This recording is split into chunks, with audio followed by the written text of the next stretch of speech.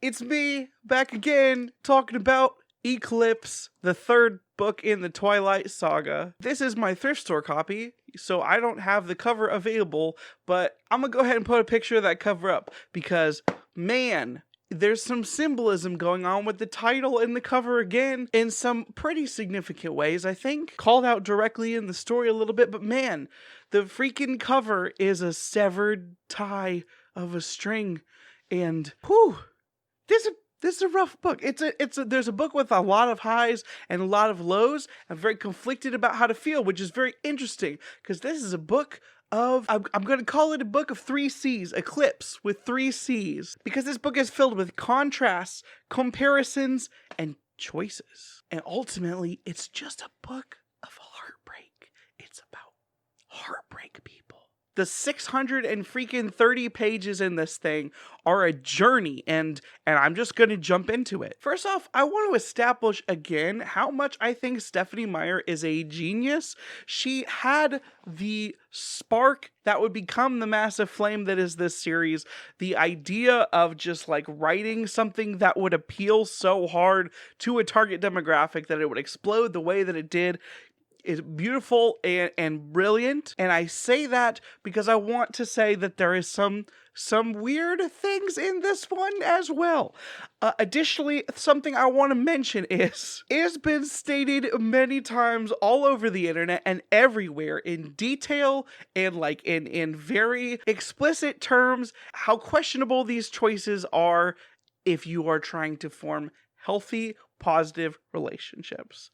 That being said, I don't think that's what this book was aiming for. I think this book, see the first video that I made about Twilight, I think this book was very much appealing to a certain demographic and it was trying to do a certain thing. I think it nails that thing. That being said, I will probably still point out some of the very bad choices that characters make in this book. If you actually want to look for a detailed criticism of those things, this is not the place for that. I'm trying to have fun. People that like this series have been pooped on for far too long. Am I gonna make jokes about it?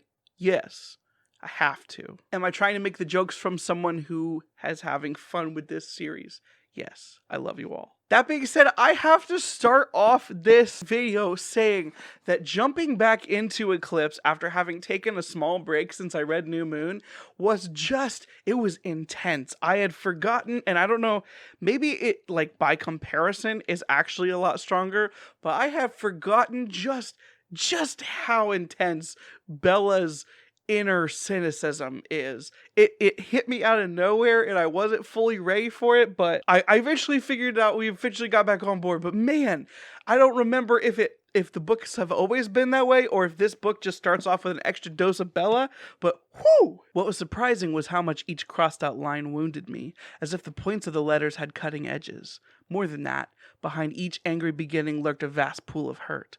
Jacob's pain cut me deeper than my own. Yikes, man. Yikes. Bella's starting off at a 10, guys. The other thing I wanted to mention at the beginning of this book is that there is just one, okay, I've already said I think Stephenie Meyer's a genius.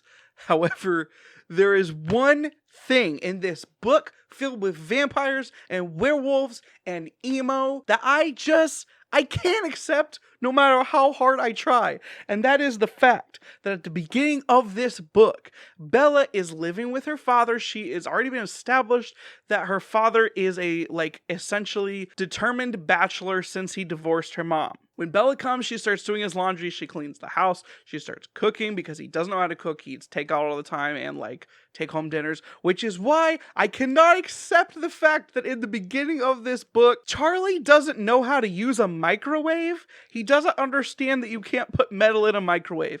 You cannot tell me that someone who has been a bachelor for freaking 15 years or whatever the crap doesn't know how to freaking use a microwave. If there is anything in the entire world that a single dude knows how to do, it's use the freaking microwave. Moving on. Second of all, I have to point out another line that my dude Charlie brings up in this first chapter. I did literally laugh out loud when this hit me. Charlie says, "So I'm thinking maybe you deserve parole for good behavior. For a teenager, you're amazingly non-whiny." We know this not to be true. So fairly early on in the book, Edward reminds Bella that they got her tickets to go to Florida to visit her mom. Intuitive readers who can read into the heavy foreshadowing of the book can tell that maybe something dangerous is going on, and that's why Edward wants her to leave town. This is the third book in this series, and we are still dealing with that redheaded vampire from book 1. She's still the primary antagonist of this book. We spent the entire last book, as far as I can tell, only seeing her hair in one scene. When she was swimming in the water really fast, we saw her hair. I just have a hard time believing that we're still supposed to expect Victoria to be the primary antagonist of the series, but that's where we are. While Bella and Edward are out of town, Victoria comes and tries to get Bella, but then the werewolves and the vampires kind of end up chasing her around. She keeps bouncing back and forth between werewolf territory and vampire territory. It almost turns into a fight because one of the vampires goes into territory that actually belongs to the werewolves. It almost turns bloody, but they talk it off. This sets up one of our first comparisons and contrasts, the werewolves and the vampires. Because as we've established, we know that the werewolves exist to hunt the vampires because the vampires kill people. But I'm thinking, and it turns out to be true, that the vampires and the werewolves are going to have to do a little working together to take out the bad guys. And that is one of my favorite things about this book. We get to delve more into the love triangle in the form of Edward and Jacob and Bella. And we get a lot of comparisons and contrasts between those people. Because in the ways that Jacob is strong as a character and as a love interest for Bella, Edward isn't as strong. And as the ways that Edward is strong, Jacob isn't. Jacob is more loose. He's more fun. He's less dangerous in some ways.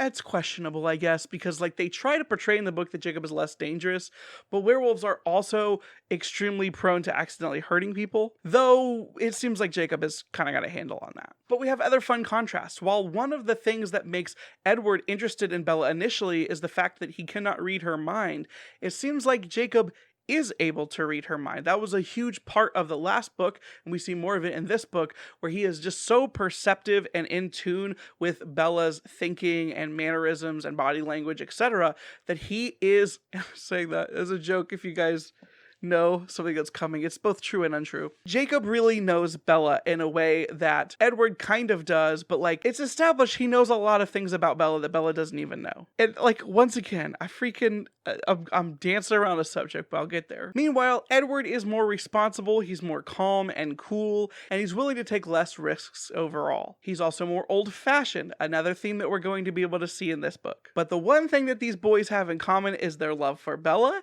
and their desire to keep her safe with the looming threat of bad vampires. I want to do a little bit more praising some of the writing that Stephanie Meyer does in this book with some more comparisons with the fact that Bella has a lot of complaints about her parents, both Charlie and Renee, and if you look carefully, or not that carefully, the writing is very non-subtle, but I think that this is actually really clever and done a lot better than you might expect. When you look at the things that Bella dislikes about both her father and her mother, and then you look at the context surrounding those complaints, you realize that Bella really is the combination of faults from both her father and her mother. And the way that that comes across in the writing, I thought it was kind of brilliant. Like, it was really, really well done. It's a very realistic portrayal of what happens when you become some kind of combination of yourself and what you learn, and also the things of your parents. And we get to see that in Bella in a way that I thought was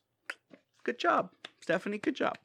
So the central plot in this book is the vampires are trying to kill Bella again. She tells Jacob that she's going to turn into a vampire, which he's very prejudiced against vampires, so he decides to take it upon himself to try to convince Bella that she's in love with him before she turns into a vampire, while Edward is still trying to push the marriage angle, saying, I will let you be a vampire if you promise to marry me, because she doesn't want to get married because she's too young. The collective understanding in this series seems to be that Charlie and Renee's marriage failed because they got married too early. They didn't actually know what they wanted out of life. So Bella's like, I don't want to get married, but I do want to eternally tie myself to you in a way that is inseparable, but I don't want to marry you because I don't want to get married young, and that's not cool in today's society to get married at 18. So of course course, when she goes out and she flies to see her mama, and her mama realizes how much she is obsessed with Edward and Edward is obsessed with her. Her mama says, "You can't hurry love.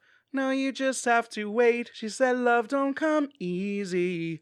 It's a game of give and take." And that is what we see a lot of Edward doing in this book. Edward starts off this book as, we'll say, even more controlling than before, because before he starts his little bit of a, understanding with the werewolves, when she wants to visit Jacob, he, straight up rips a part out of her car so she can't leave. He will not let her go out of his sight. "I'll never let you go. He'll never let you go." And when he's forced to leave town to go hunting, he has his sister literally kidnap her so she can't go visit her friend. That is just, it's not a good way to be a boyfriend. We'll just be light.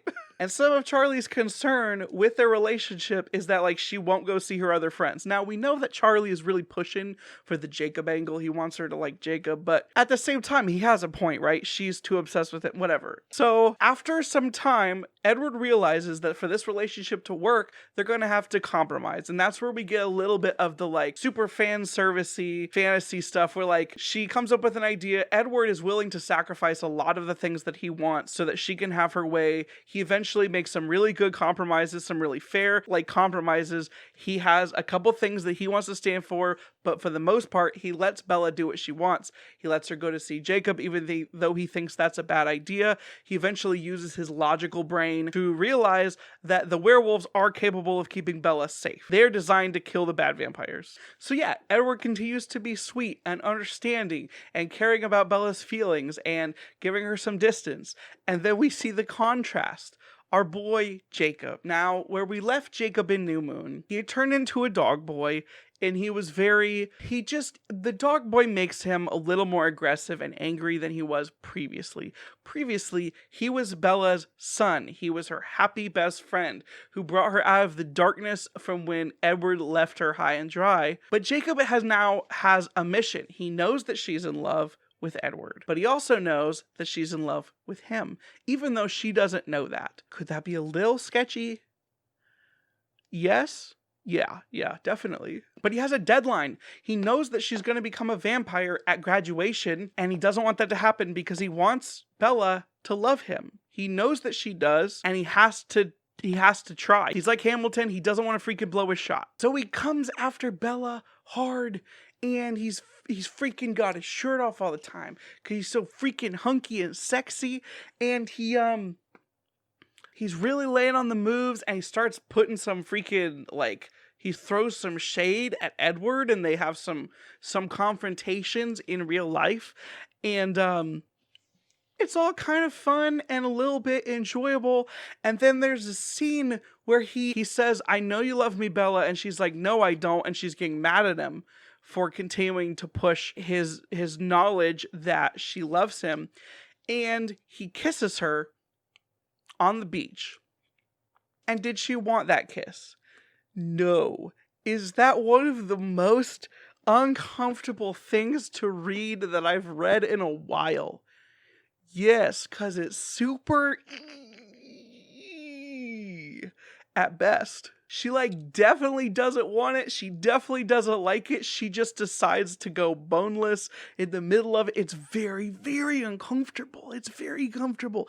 And it makes me have a real problem with my dude Jacob, because my dude Jacob was a sweet, not aggressive boy, and he's been driven and to some tough choices, and he makes some very bad decisions.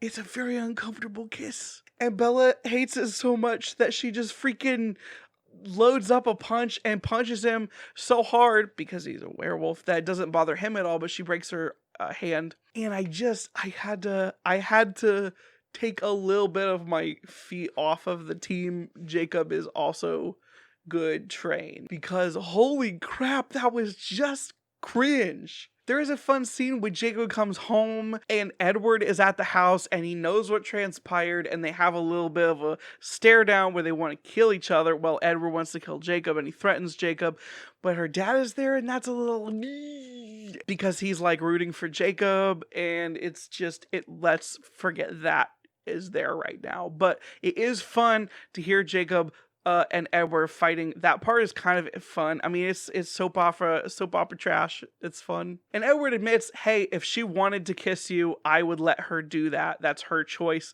But also, next time, make sure she wants it first. And I'm like, dude, if you wanted to see if she wanted to kiss, there's two faces.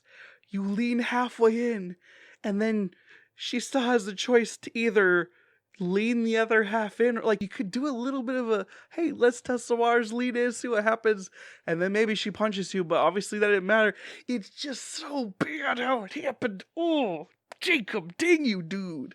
What are you doing? But we get the beginning of Edward saying, hey, I want Bella to choose between the two of us. I'm going to let her make that choice. If she wants you, I won't push back. And then we spend a lot of the book talking about the thriller elements. There is an army of newborn vampires that's being created by, I don't know who. Could it be Victoria, the only antagonist this series has ever thought of in 3 books? Yes, it is. Takes a very long time for the characters to figure that out, but we get to see some other stuff. We get to see the backstory of Rosalie. We get to see the backstory of Jasper. Those are interesting, but extremely tragic in a book that's mostly fun and supposed to bring me joy. They're just very dark stories. All of the vampire stories are super dark and heavy in a series that's mostly, I feel, funny and like good time. I mean, it's dark subject matter sometimes, but they're just really weird plot to tone changes to me. But in the midst of all this, we find out that when you become a vampire and you're a newborn vampire, you're extremely strong and you want nothing but blood. And so then Bella she has this fear that once she gets married to Edward and he turns her into a vampire, that she will no longer desire his physical company as much as her bloodlust, and she wants to enjoy bumping uglies with him as the most important thing in her life. One of the things they end up compromising on is, she says, Edward, I will marry you first like you want, but I want to do the deed before you turn me into a vampire as a human. That's a human experience. And he says yes. Something that we have established from the last couple books is that Edward is extremely old. He's like 100 and some years old. So he's from a classic time where he wants to get married first before they have sex. And he's like extremely like old school, as Bella points out. And Bella's imagining like Anne of Green Gables, all sweet and happy and wholesome. And Edward really wants that. And it's beautiful. And get a little bit more of the religious angle where Edward is not convinced that vampires can have a soul, so he's conflicted. He thinks that if he turns Bella into a vampire, that is one of the most selfish things he could do because it takes away her soul, and he wants her to be able to go to the afterlife. That's a whole interesting part of the series that I find super interesting, that they delve into a little bit. They barely touch in the movies, but it's in the books a little more. But anyway, back to the like thriller elements. It turns out the vamps are coming. There's a lot of them, and the Cullens are extremely scared because they're outnumbered, and that's when they end up deciding that they're going to team up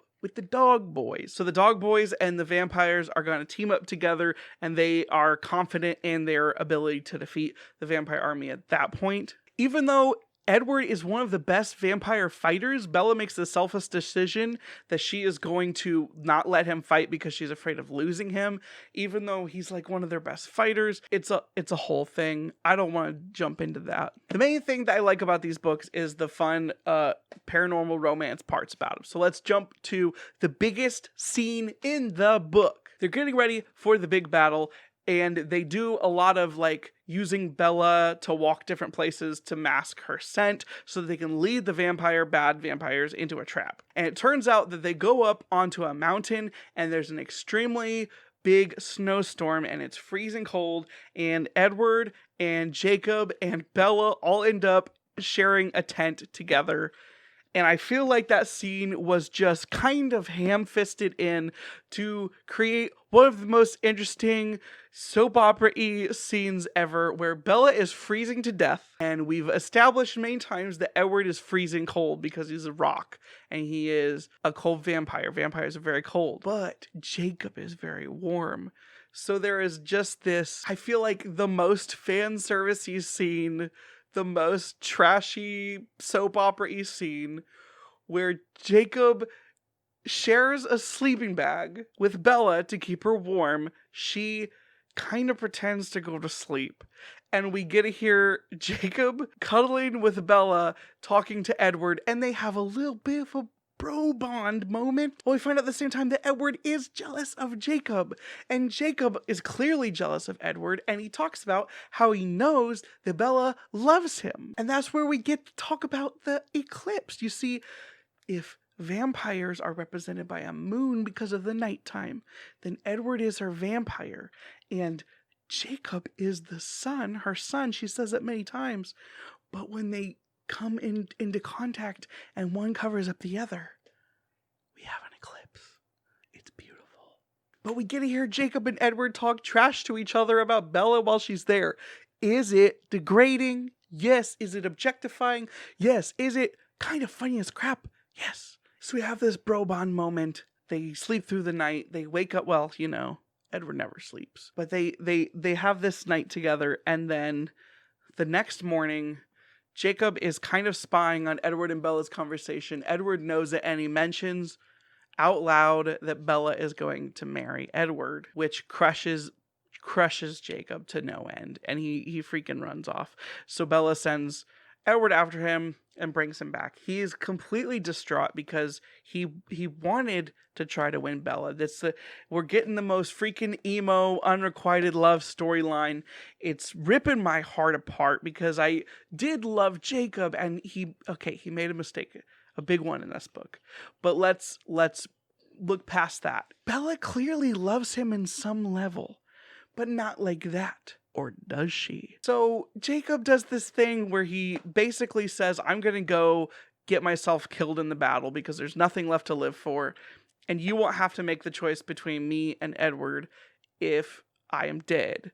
And he basically manipulates Bella into asking him for a kiss so that she can kiss him and he will kiss her without Edward ripping his head off. So since she asked for it this time, he gives her a kiss. And I'm talking a freaking steamy Native American werewolf boy giving this girl a kiss. And during the kiss, at some point, we find out that Jacob was right and that Bella did love him like that. She realizes this mid-kiss, and then she freaking kisses him back hardcore. And it's a thing, but we find, yes, she did love him like that. She was trying to convince herself that she didn't. And that's where we really do see that freaking dude, and this is why we can feel some more pain for Jacob, right? Yeah, there's a lot of sketchy things we could talk about with that last part. But the thing is that Jacob was good for her. Like, if Edward had not come back, if New Moon had not happened the way it did, and he left and he stayed gone, she probably would have fallen in love with Jacob. She did fall in love with Jacob, and she would have been happy. She loved Edward more, but she would have been happy with Jacob. So freaking, we find out that yes, Team Jacob was a potential option. Team Edward and Team Jacob are both semi-valid, and freaking Jacob then goes out into battle. Edward is like, hey, you have to make your choice. I'm not going to stop you. If you choose him, I'll let it happen. I won't kill him or whatever, which is, I guess, the least you could do, right? The least. Jacob gets hurt in the battle. It goes well, nobody dies. Jacob gets hurt in the battle, and it's really gruesome. There's it's like, talk about weird tone shifts. Like, it's all lovey-dovey romance stuff, and then Jacob gets half of his body crushed, and then his body heals fast because he's a werewolf, but it doesn't heal correctly, and so they have to re-break all of his bones because they heal. It sounds hard. But then Bella decides that she's going to make her choice, and she has to break it to Jacob that she chose Edward while he's laying in like a hospital, it's his home, but like while he's laying broken. she has to kick him while he's literally down. And she admits that she loves him, and she admits that it probably would have been fine if Edward hadn't been in the picture. Like, just the most freaking gut-wrenching thing. He's like, I still want to know you, but I don't know. Like, they can't navigate it now that it's in the open, that they did love each other. It's really rough to freaking read. And yes, I know, it's still hard to read. It's just tragic, man. It's like, if you hadn't ever loved him, it'd be one thing and you just need to dump him. But the fact that he knows now, he basically is like, you knew it. You knew that the love for me was real. I had to try. Since you chose him, I will stop bothering you now. And it's like, oh, but Jacob, it'd be better if you were a complete jerk still, and like, we didn't like you again, but Bella does like you, and it's why? So she freaking leaves him, and then they go start playing their wedding. Bella doesn't want to invite Jacob to the wedding for obvious reasons. She thinks it's going to be too hard, but the last thing in the book is freaking Edward invited him to the freaking wedding, and I can't decide.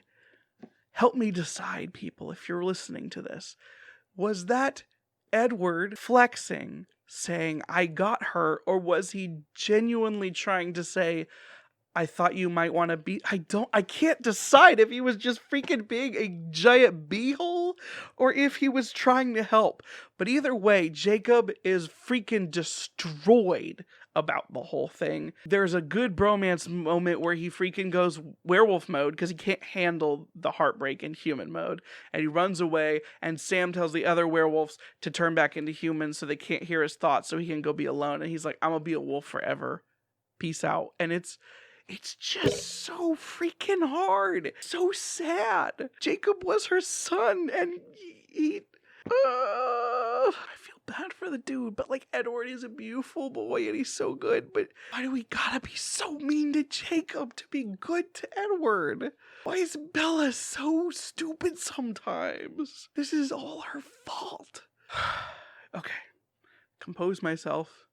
I also watched the movie on a strict pen to paper to movie adaptation basis. Eclipse is the best one of the movies that we've seen so far. I don't feel like they've done any just like complete stupid decisions the way they've done with the other two movies. I feel like this movie gets all of the themes right. They change a couple things to make some more sense for the movie form. I actually feel like I understand the choices that were made. But it comes down to me being that nitpicky butt that I always am, where I'm like, well, yeah, they actually kind of nailed all of the points from the book that were kind of there. They just were way shallower and they were not fleshed out. They didn't explain things as well. It was way better in the book. And that's the best I could probably say about it. I will say that my wife, Amanda, watching the third movie, like, there were so many just pieces of the lore about the werewolves and the vampires and crap that they just kind of assumed that you knew from the book, that like there will be like a 5-second scene in the book kind of explaining it, but I feel like there's some of the lore of the vampires and werewolves that you just won't understand unless you've read the book. I think it's assuming that most people who watch the movies have read the book, or just wouldn't care. But I did have to, like, Amanda asked me some questions, like, why was this way? I'm like, oh, well, they talk about it a ton in the books, but it was, that one scene in the movie was supposed to be them explaining it. But like, every single element is completely dumbed down. Like, the relationship with Jacob is dumbed down. The relationship with Edward is dumbed down because they just don't have the amount of time. The freaking, like, there's a cool story where the Native Americans like talk about how they got their werewolf powers. It's so dumbed down.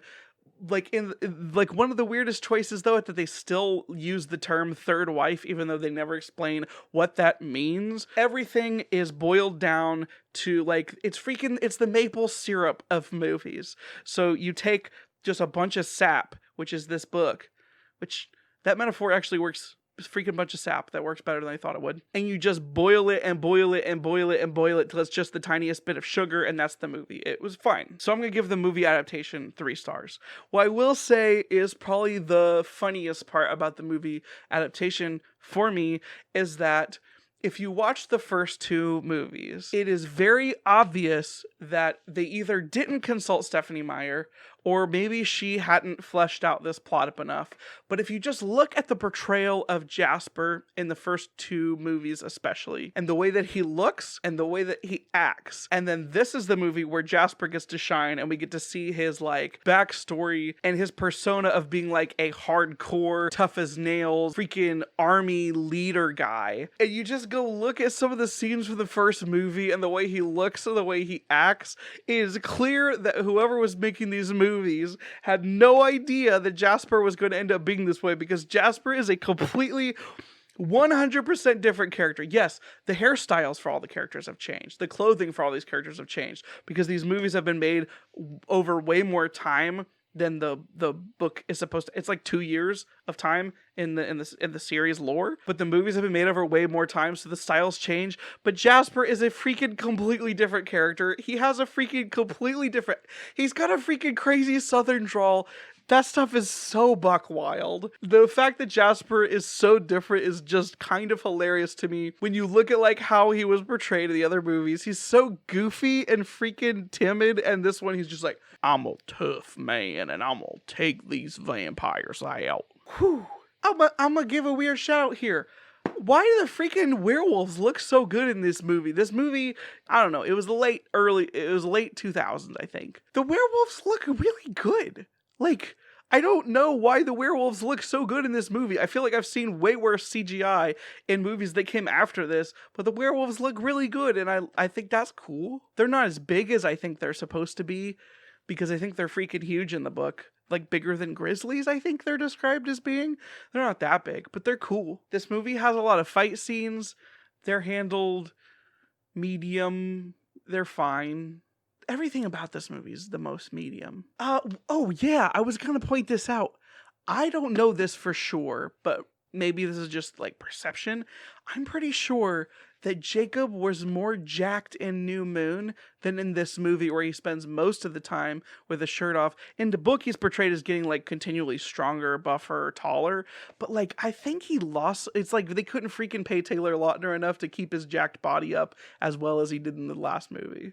That was a weird choice. The movie cuts off the part where Edward invites Jacob to the wedding, so I'm curious how they actually changed that whole last part. That part didn't make a lot of sense to me. I'm curious if they're just going to skip that plot point entirely or how they're going to handle that. I know that the next book is split into 2 movies, and I'm not sure how that's going to go. That seems like a weird choice, but I haven't read the book yet, so maybe that makes sense. I've heard those movies are good, but dang, I feel like I've been talking a long time about Eclipse.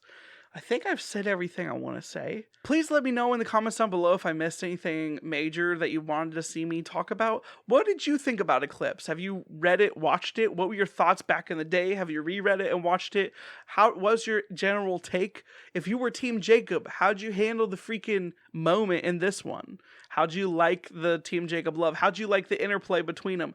I freaking loved the little bromance teases between the wolves and the vampires and Jacob and Edward. Like, I love that stuff. Did you enjoy this video? Was it still fun to watch? Do you still care about me continuing on with this series? I gotta do Breaking Dawn before Midnight Sun comes out, because that's soon. Thank you so much for watching. I hope that I was able to entertain you again. I've been having a blast with this series. I genuinely have. I feel like for me, these are some of the biggest events on my channel right now, which is weird to say. If you want to see the rest of my Twilight stuff, I'll link that in a playlist above or below or both. I'll be hopefully starting Breaking Dawn sooner than later because I want to hit Midnight Sun while it's fresh. If you like this video and you have not subscribed to my channel, please do so. Hit the bell button to get notifications when I post more videos.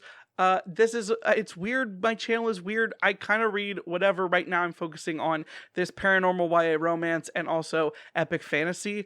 I'm going to do weird stuff on the channel because I am trying to expand my horizons, trying to have fun with different types of things. Thank you guys so much for this experiment that has now turned into this like whole thing. Thank you guys again for watching. I love you all. Please just go out and freaking have a great week for me. Also, make sure to comment down below. Hashtag Team Edward, hashtag Team Jacob, whatever. I want to see the freaking factions form. Bye. Sleep, no one ever get enough. Always looking out tired. Sleep, no one ever get enough. If I don't show up, I might get fired. Sleep, no one ever get enough. Always looking, I'm tired, sleep. No, I never get enough. If I don't show up, I might get fired.